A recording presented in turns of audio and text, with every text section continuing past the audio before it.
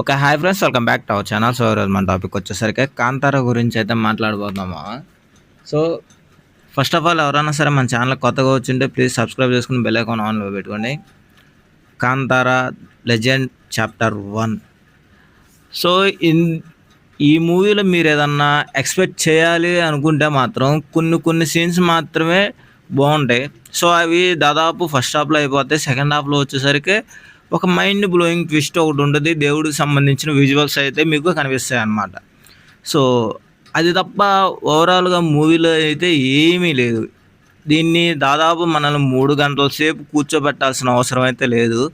So దీన్ని length తగ్గించేసి 2 గంటల 2 గంటలు తీసేసినా కానీ మంచి మూవీ అయ్యేది. సో కాంతారాతో పోల్చుకునేంత లాగైతే లేదు. ఎందుకంటే మనకు కనిపించే అందులో అయితే ఉంటాయి, అంటే కాంతారాకు సంబంధించినవి ఇందులో లీడ్స్ అనేవి మనకి జాయిన్ చేస్తూనే ఉంటాడు. కానీ మనకి ఎక్కడో అంత సాటిస్ఫాక్షన్ అయితే రాదనమాట. మనకి ఇక్కడ రాజు ఉన్నాడు కదా, సో ఆ రాజుకి ఎందుకు మనస్తాపం, ఎందుకు అంత సాటిస్ఫాక్షన్గా లేదు అని చెప్పేసి అనేది ఈ మూవీలో అనేది చూపించారనమాట.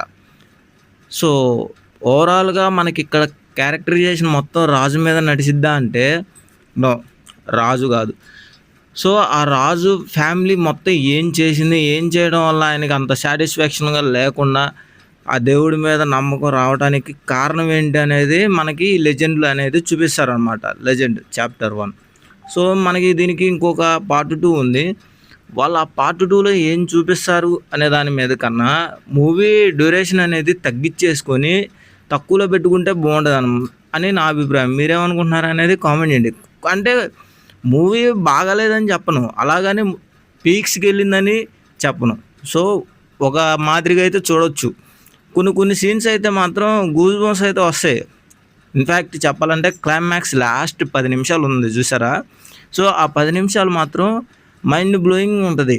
సో రిషబ్ శెట్టి గారి యాక్టింగ్ అంటే ఆయన తెలిసిందే, దాదాపు అన్ని మూవీస్లో ఎలాగైతే చేశాడో అలాగే ఉంటుంది.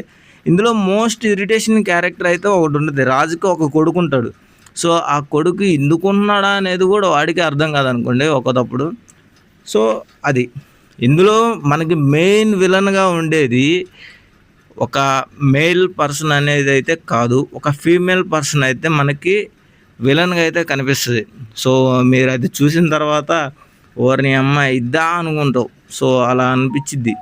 అంత మైండ్ బ్లోయింగ్ ట్విస్ట్ అయితే ఇస్తాడు. అది కూడా లాస్ట్ 15 మినిట్స్ ఉందనగా. సో అలాగనమాట. మనలా ఈ కాంతార ప్లేస్లో ఉన్నోళ్ళు పబ్లిక్ ప్లేస్లోకి ఎలా వచ్చారు, అంటే ఆ రాజు ఉన్న ప్రాంతంలోకి ఎలా వచ్చారు అనేది కూడా చూపిస్తారు మనకి. దాదాపు చూపించినట్టు అనిపిస్తూ ఉంటుంది అనమాట. అంటే రిపీటెడ్ సీన్స్ అనేవి మనకి ఎక్కువ కనిపిస్తూ ఉంటాయి. కాంతార ప్రజలు కొంచెం ఇప్పుడున్న జనరేషన్ కన్నా, అంటే రాజు జనరేషన్ కన్నా కొంచెం వెనకబడి ఉంటారు. సో వాళ్ళ ఆ కల్చర్ని నేర్చుకోవడం కోసం ఆ కాంతార ప్లేస్ని వదిలేసి ఇక్కడికి వస్తారనమాట. రాజు ఉన్న ప్రదేశానికి అయితే వస్తారు రిషబ్ శెట్టి వాళ్ళు. సో అక్కడ ఒక రథం సీన్ అయితే జరుగుతుంది. సో ఆ రథం సీను చాలామంది బీభత్సంగా ఉంది, మామూలు లేదు, బీభత్సమైన ఎంజాయ్ చేస్తారని చెప్పేసి అన్నారు. సో నాకు అట్లా అయితే ఏమనిపించలేదు. సో ఎందుకు నాకు అనిపించలేదంటే, నేను ఆ మూవీ చూడకముందు కొంతమంది ఇచ్చిన రివ్యూస్ వల్ల, ఎగ్జాంపుల్ రావణ్ ఫర్ యూ, ఈ అతినా కొడుకు ఇచ్చిన రివ్యూ వల్ల సగం దొబ్బేసింది నాకు ఇంప్రెషన్ అనేది. సో అదనమాట.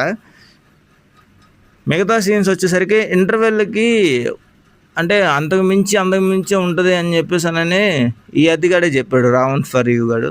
సో అంతలాగేం అనిపించలే నాకు. అంటే ఇంటర్వెల్ ఇచ్చేదాన్ని ఇంకొంచెం బెటర్గా ఇవ్వచ్చు అని చెప్పేసి అని అయితే అనిపించింది. మోర్ దెన్ ఇంటర్వెల్ అయిపోయిన తర్వాత వచ్చే ఒక ఫైట్ సీక్వెన్స్, మనకు అదే ఫైట్ సీక్వెన్స్ని క్లైమాక్స్లో అంటే క్లైమాక్స్కి యాడ్ చేసినట్టయితే బేభత్సంగా ఉండేది. సో మధ్యలో ఒక 20 మినిట్స్ గ్యాప్ వచ్చేసిన తర్వాత మనకి రియలైజ్ అవ్వలేం అనమాట. అంత పెద్ద యాక్షన్ సీన్స్ పెట్టేసి మళ్ళీ బాహుబలి రేంజ్లో అంతా చూపించినప్పుడు మనకు అంత సాటిస్ఫాక్షన్ లెవెల్లోకి రాదు. ఎందుకంటే ఆల్రెడీ మనకు అలాంటి ఒక ఊపున్న ఫైట్ ప్రీవియస్ అయిపోయింది. సో దానివల్ల మనకి ఆ క్లైమాక్స్ ఫైట్ మీద ఒక ఎఫెక్ట్ అనేది చూపించలేదు. సో అది నాకైతే ఈ మూవీ ఎట్లా అనిపించింది, మీకు ఎలా అనిపించిందో కింద కామెంట్ బాక్స్లో కామెంట్ చేయండి మా.